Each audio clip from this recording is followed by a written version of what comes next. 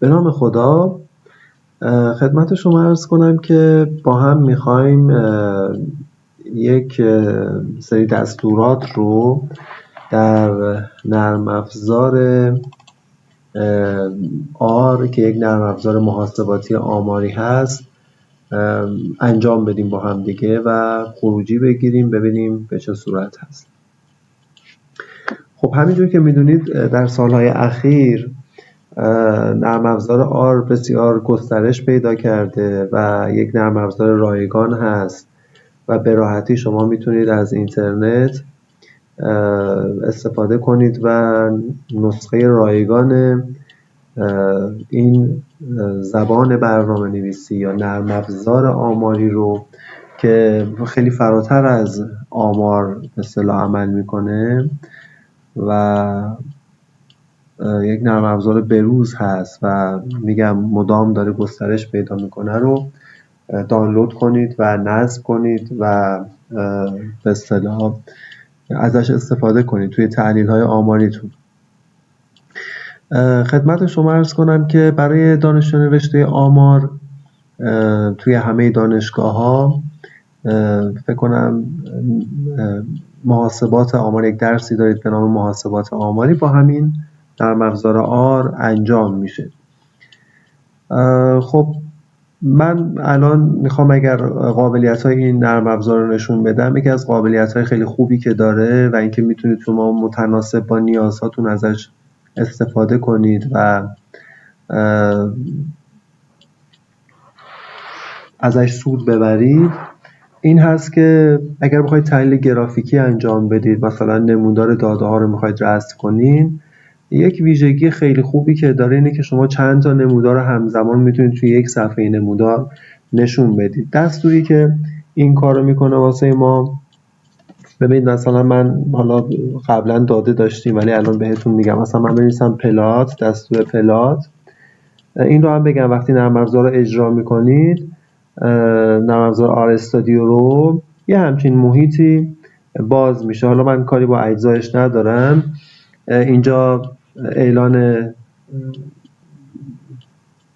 نرم افزار آر هست که شما دستورات رو اینجا میتونید بنویسید و براتون اجرا میکنه.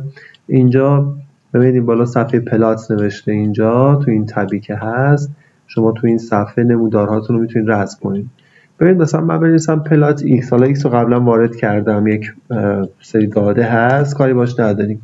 ببینید نمودار رو واسه ما اینجوری رسم کرد، یعنی تو یک صفحه نمودار این رو رسم کرد. یه قابلیت خیلی خوبی که آر داره اینه که شما میتونید صفحه نمودارتون رو به چند قسمت تقسیم کنید. مثلا فرض کنید من میخوام صفحه نمودار رو به 4 قسمت تقسیم کنم یا مثلا به 9 قسمت تقسیم کنم. توصیه میشه به خاطر اینکه نمودار اون مربع بودنش به هم نخوره، سطر و ستون هایی که میخواید ایجاد کنید مثل همین چیزی که گفتم یکسان باشه. مثلا 2 سطر 2 ستون یعنی 6 تا نمودار رسم کنیم، یه مقدار اون منظم بودن و مربع بودن دایره ها به هم میخوره خورده.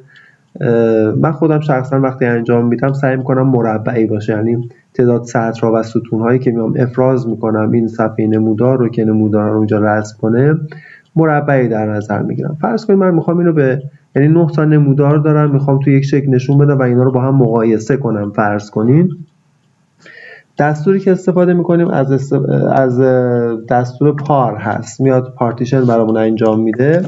خب میدونید که توابع توی نرم افزار آر توی پرانتز آرگومانشون یا شناسه اون تابع رو باید بدید. بعضی از توابع شناسه ندارن، بعضی از توابع حتما لازم هست که شما بهشون شناسه یا ورودی بدید به عبارت دیگه. خب من میخوام اینو به 9 تا قسمت تقسیم کنم. می‌نویسم سی، مثلا فرض کنید 3 و 3.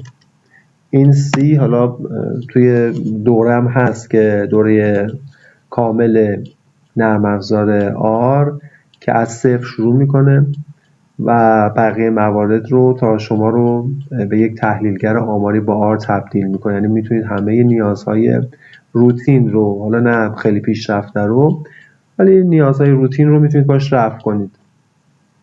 تو اونجا قشنگ توضیح دادم که حالا این جریان اینها چیه، ولی فعلا پار C3 و 3 در اصل میاد صفحه نمودارمون رو به یک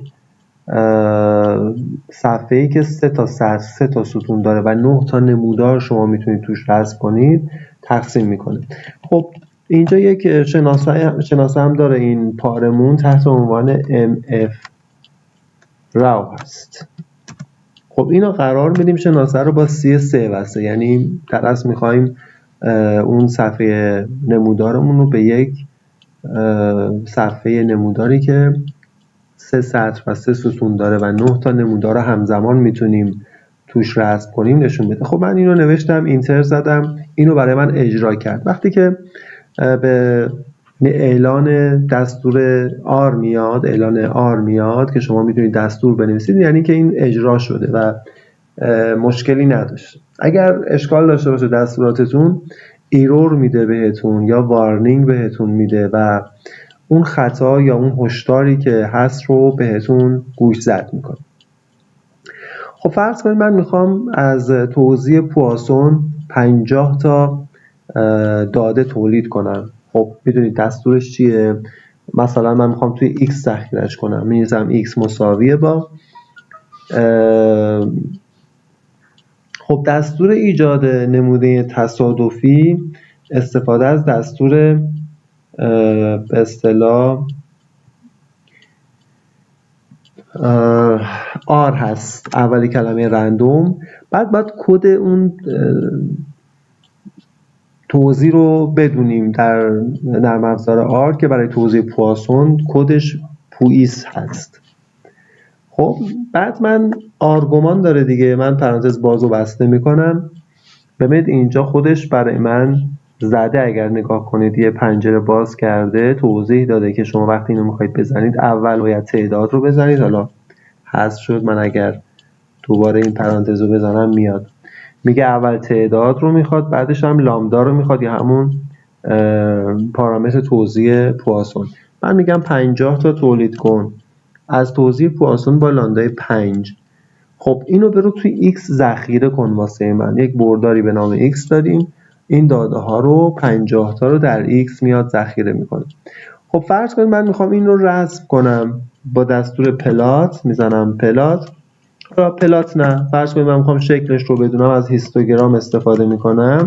دستور رسم هیستوگرام هیست هست، هیست x میزنم.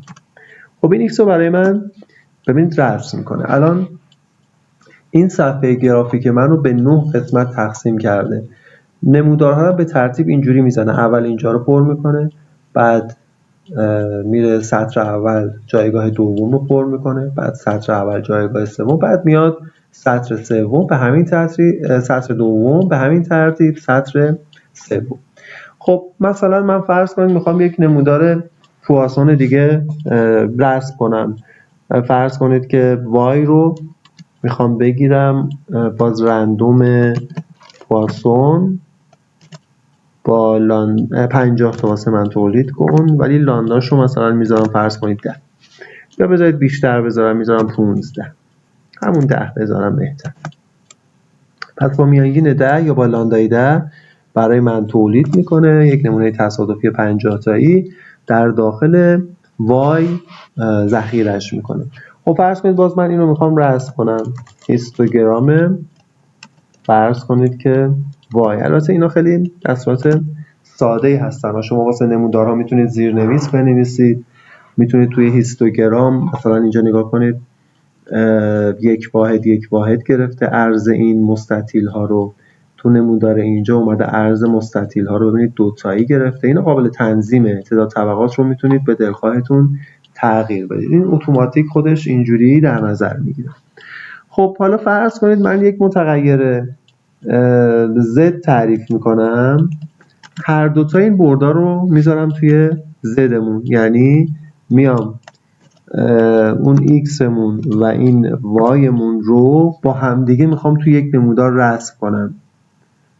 پس z میشه داده های جدیدم که همون x و y قبلی رو ریختم توش، میخوام به اصطلاح هیستوگرام این رو رسم کنم. خب میام هیستوگرام Z رو رسم میکنم، یعنی 100 تا داده تصادفی که 50 تاش از پواسون 5 بود، 50 تاش از پواسون 10 بود رو داخل یک بردار به نام Z ذخیره کردم. حالا میخوام این رو رسم کنم. ببینید شکلمون به این شکل میشه. این پایینش خودش کپشن میزنه اتوماتیک وار. میتونیم خودمون اینها رو چیزایی بهش اضافه کنیم یا اصلا اینو حذف کنیم و کارهای دیگه‌ای که در اون دوره‌ای که بهتون گفتم، دوره نرم افزار آر، محاسبات آماری با آر، در اصل همه اینها توضیح داده میشه. خدمت شما عرض کنم که خب فرض کنید که من میخوام همین کار رو واسه توزیع نرمال انجام بدم. مثلا من بنویسم یک، حالا فرض کنید با x1 نامگذاریش میکنم رندوم. خب کد دستوری توزیع نرمال نرم هست.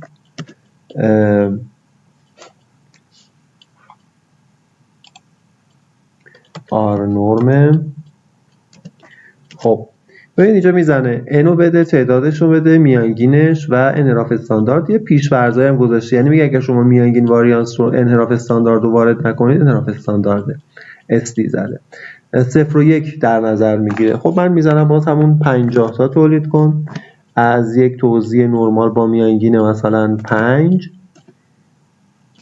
و مثلا واریانس انحراف معیار 3، واریانس نه انحراف معیار 3. خب باز میخوام هیستوگرام این رو رسم کنم، هیستوگرام x1 رو. خب میخوام همین کار رو انجام بدم، یک توزیع نرمال دیگه مثلا رسم کنم و اینها رو مثل پواسون با هم دیگه ترکیب کنم، ببینم جریانش به چه صورت میشه. آر نرم 50 میانگین به جای 5 10، ولی انحراف معیار رو همون 3 باقی میگذارم بمونه. دوباره هیستوگرام x2 رو رسم میکنم. خب و اگر بیام یک Z1 تولید کنم که دو تا بردار قبلی رو بریزم داخلش، هم x1 رو هم x2 رو با هم دیگه ترکیب کنم بریزم در داخل داده Z1 به نام Z1 و بعد بیام هیستوگرام به اصطلاح این Z1 رو رسم کنم.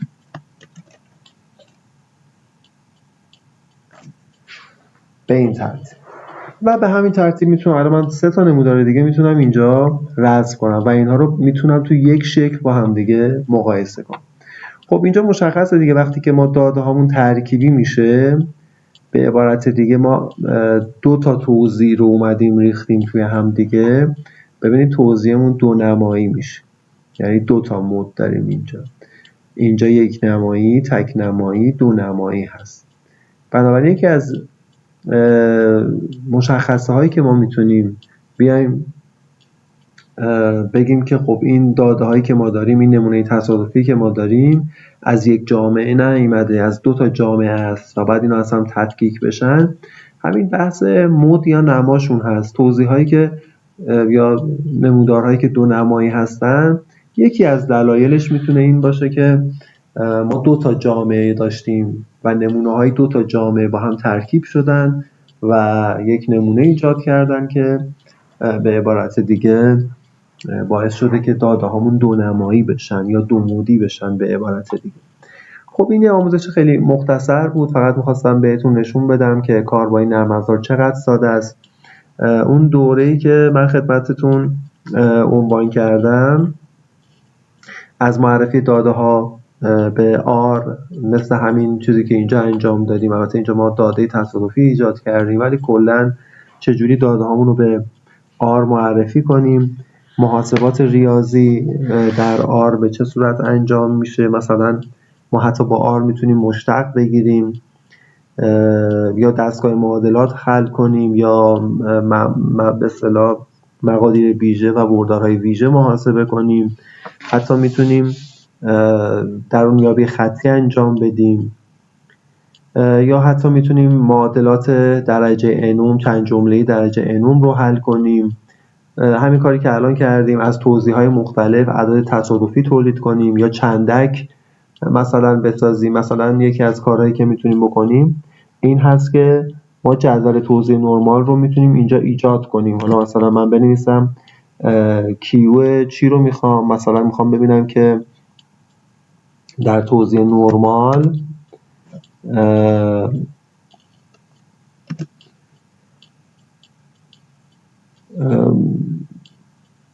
95% احتمال کمتر از چه عددیه، همون زد 500 رو میخوام پیدا بکنم. اینجا میزنم 9500. حالا اینا توضیح داده میشه تو اون دوره که به اصطلاح چی هست اصلا این کیو جریانش چیه. همون خدمت شما عرض کنم که چندک‌های توزیع ها رو میتونیم پیدا بکنیم. مثلا 9500 از چه توزیعی، از نرمال با چه میانگین واریانسی. خب چون زد هست، باز اینجا نگاه کنید مین رو زده 0، انحراف استاندارد رو 1. اگر من هیچی وارد نکنم از همون توزیع نرمال استاندارد برام تولید میکنه. خب اینو میدونیم ما چه عددی باید بهمون بده. ما 1/645 باید در نظر بگیریم چون درونیابی خطی میکنیم، ولی اینجا خودش دقیق این رو حساب میکنه. ببینید مقدار دقیقش تا 6 رقم اعشار 1/644 854 هست. یا مثلا کیو نرم 99%، یا بزنم 975,000 همون زده 25,000 رو به ما میده که 1.96 دقیقاً دیگه. اینجا اگر نگاه کنیم حالا با توی جدول همون 1.96 ولی اینجا با دقت کامل حساب کرده 1.95 99 64 10,000 هست که ما تا 2 رقم که این رو کات میکنیم یا به صورت شناور تقریب میزنیم 1.96 میشه. پس اینها هم توی اون دورمون هست. اینکه چجوری بیایم برنامه نویسی کنیم یا تابع نویسی کنیم توی به اصطلاح یکی از کارهایی که میتونید انجام بدید همون تولید جداولی هست که تحت عنوان جداول نرمال استاندارد، جداول تی، جداول کایدو، جداول اف میشناسیم. اونها رو کار میکنیم که چجوری برنامهش رو بنویسیم. به عبارت دیگه رسم نمودارها هست، 1 بعدی 2 بعدی چجوری بیایم رسم کنیم. تنظیماتی که میتونیم روی نمودارها در نظر بگیریم تو اون دورمون قرار داره. خدمت شما عرض کنم آزمون‌های ساده و 1 نمونه‌ای، آزمون‌های 2 نمونه‌ای، هم پارامتریش هم ناپارامتریش در داخل دورمون هست. و در نهایت راجع به اصطلاح جدول توافقی، اون آزمون‌های استقلال و نیکویی برازش رو به اصطلاح توضیح میدیم که چجوری با آر انجام بدیم. نکته دیگه اینه که طرح آزمایش و رگرسیون باهاش انجام میدیم. حالا تحلیل واریانس رو هم یا همون طرح آزمایش رو هم 1 عاملی، هم 2 عاملی، هم چند عاملی. و اینکه چجوری بهش مدل معرفی کنیم، مدل چجوری واسش بسازیم، بهش بگیم که این رو مثلا توی طرح تصادفی ساده واسمون انجام بده یا طرح بلوکی انجام بده. چجوری این کار رو بکنیم توی اون دوره هست. و واسه رگرسیون هم به همین ترتیب که ما چجوری x و y بهش معرفی کنیم، چجوری به مدل بزنیم، مدلمون استخراج بگیریم، خروجی بگیریم، تحلیل کنیم، شرایط زیربنایی رو توی طرح آزمایش، توی همون تحلیل‌های تک عاملی، 2 عاملی و توی رگرسیون چجوری بیام بررسی کنیم که آیا این مدل رگرسیونمون مناسب هست یا نیست. یه مقداری هم راجع به سری زمانی در اون دوره صحبت میشه که تقریباً 70-80% مطالب پرکاربرد آماری در داخلش مطرح میشه. تقریبا میتونم بگم تا حالت متوسط شما رو بالا میاره. از اونجا به بعد رو به اصطلاح دیگه خودتون به اصطلاح باید پی بگیری کنید، یا اگر احتمالاً دوره پیشرفتش رو هم ایجاد کردیم که میتونید اون رو تهیه بکنید. خدمت شما عرض کنم که اگر تمایل داشتین، حالا بر حسب نیازتون محقق و پژوهشگر هستین و به نرم افزار آر نیاز دارین که گفتم خدمتتون سرفصل‌ها به چه ترتیب هست، میتونید با این 2 تا آیدی در ارتباط باشین توی تلگرام، ignorance 2024 و توی ایتا آیدی خودمه سعید مجدی عرب، ولی اس و ام و آش بزرگ هست توی ایتا میتونید یا توی تلگرام پیام بدین و بگید درباره دوره آر اطلاعات کاملش رو من اونجا بهتون میدم و اینکه به چه مهارت‌هایی میرسیدم که من توضیح دادم کامل. این مطالبی رو که گفتم خدمتتون میتونید با آر انجام بدید که نمونهش رو من به اصطلاح انجام دادم. امکان داره دوستان ندونن که چجوری در تلگرام یا ایتا پیام بدم. من اینو توضیح بدم. این عبارتی که اینجا هست، این آیدی که اینجا هست رو اگر در تلگرام به اصطلاح ارسال کنید برای یک فردی یا برای آیدی خودتون یا آیدی دیگه خودتون، یک دوست دیگه اینو ارسال بکنید، آبی رنگ میشه. روش که بزنید صفحه‌ای میاد که میتونید به اصطلاح پیام بدین.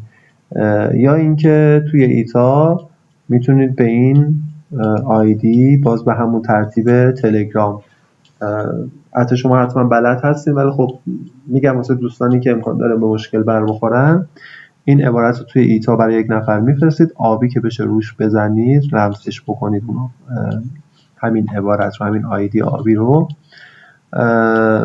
صفحه پیامی که میتونید پیام بدید به حالا من براتون باز میشه و اونجا راجع به دوره آر اگر بپرسین من به اصطلاح بهتون توضیحات لازم رو میدم و میتونید دوره رو از اونجا از اون طریق تهیه بفرمایید. موفق باشین، انشالله که همیشه سلامت و تندرست باشین. خدا نگهدار.